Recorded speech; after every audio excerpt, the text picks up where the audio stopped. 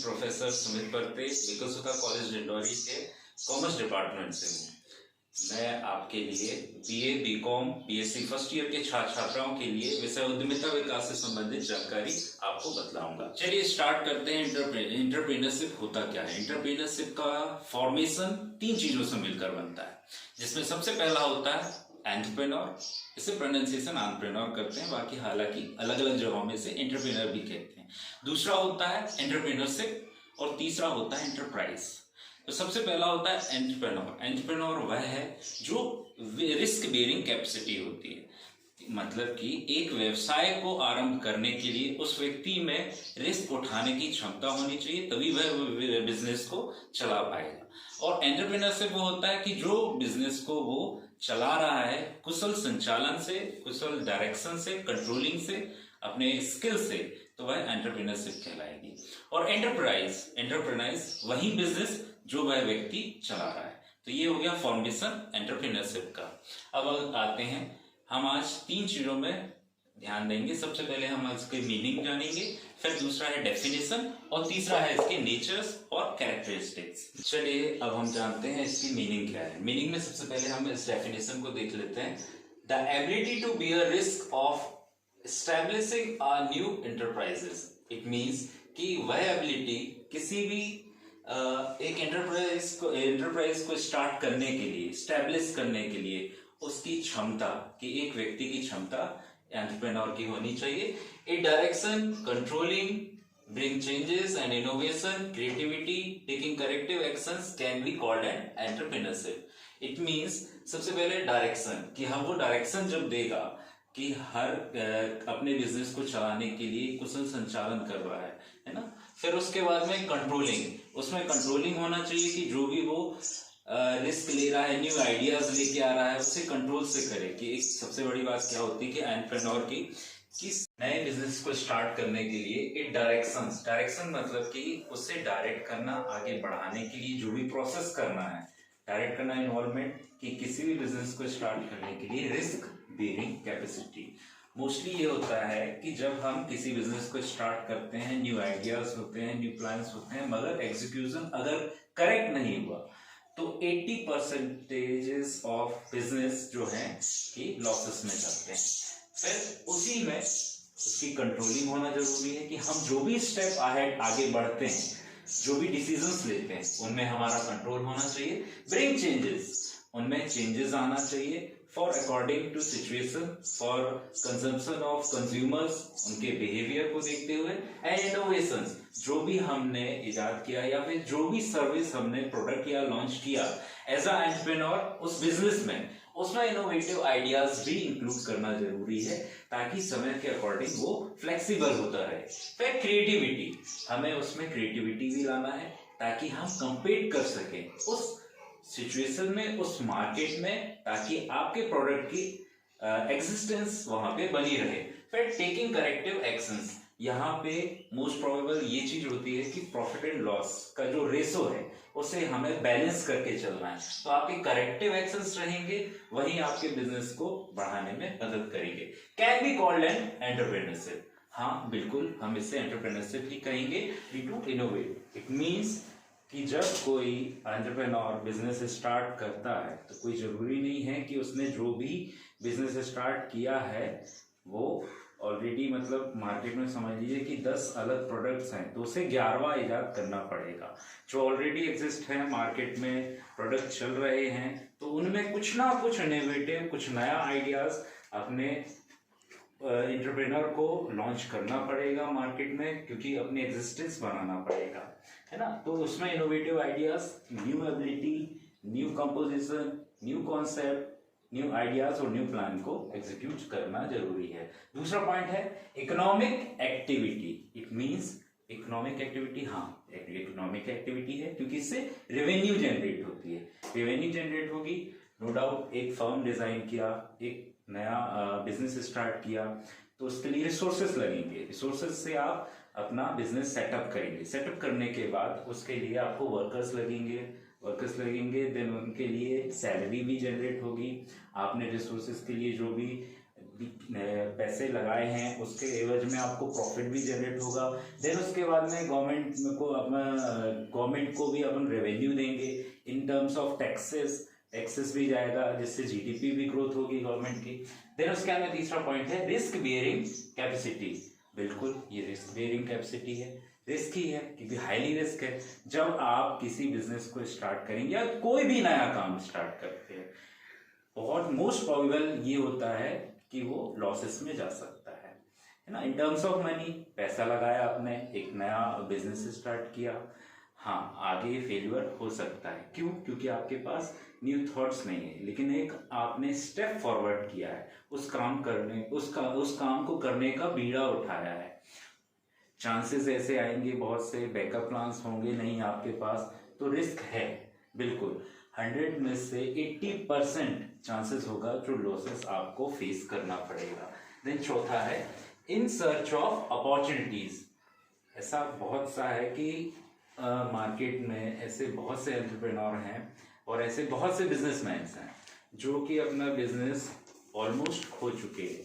लगभग 3 साल में या 2 साल में या फिर 1 साल भी अगर किसी को लगता है कि बिजनेस उसने चलाया है ना, और सही अपॉर्चुनिटी अगर ग्रैब नहीं की है, जो भी मार्केट की कंडीशंस को देखते हुए या सही रिक्वायरमेंट को नहीं किया है, या फिर लैक ऑफ कम्युनिकेशन कह लीजिए, लैक ऑफ आइडियाज कह लीजिए, अगर नहीं है कॉन्सेप्ट में, तो बिल्कुल है उस अपॉर्चुनिटी को वो सही तरीके से भुना नहीं पाते। तो वही है, जैसे कि एक एग्जांपल आप लीजिएगा जियो सिम कार्ड।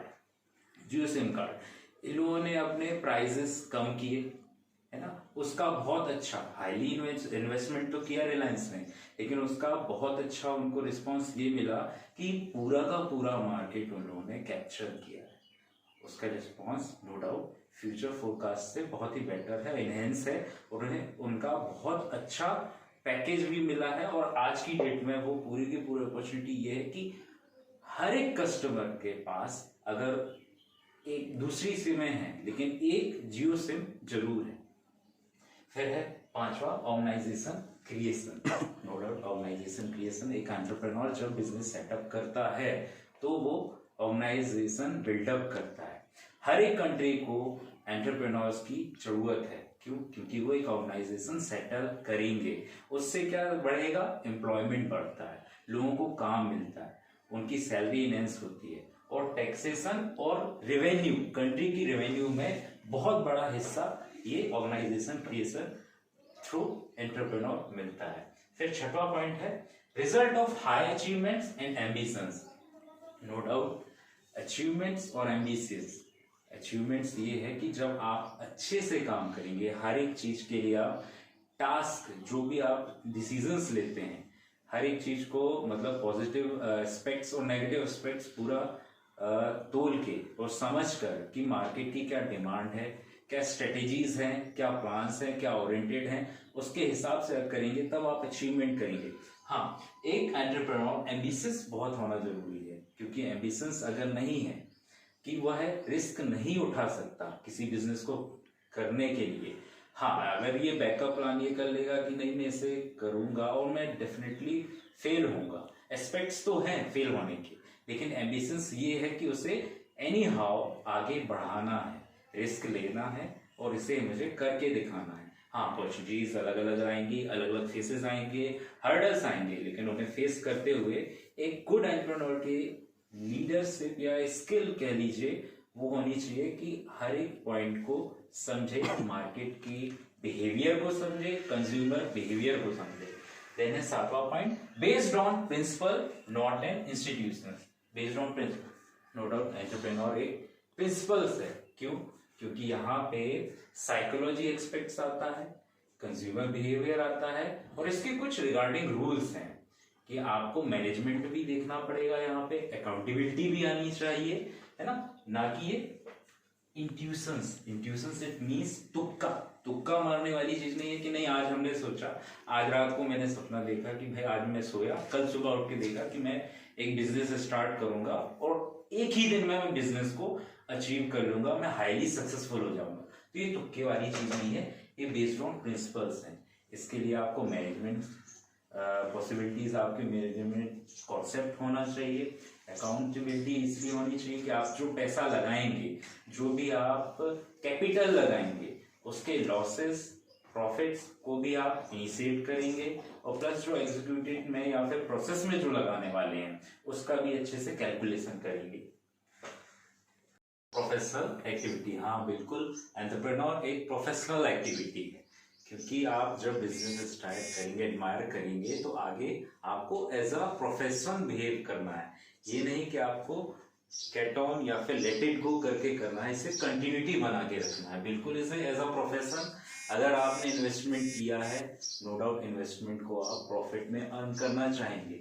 इनसिक्योरिटीज होती हैं, उसे सिक्योर करने के लिए आप डे बाय डे अपडेट्स रखेंगे और उसे इनोवेटिव क्रिएटिव आइडियाज से एक्सपेंड करते रहेंगे। नौवां पॉइंट है रिजल्ट ऑफ चेंजेस।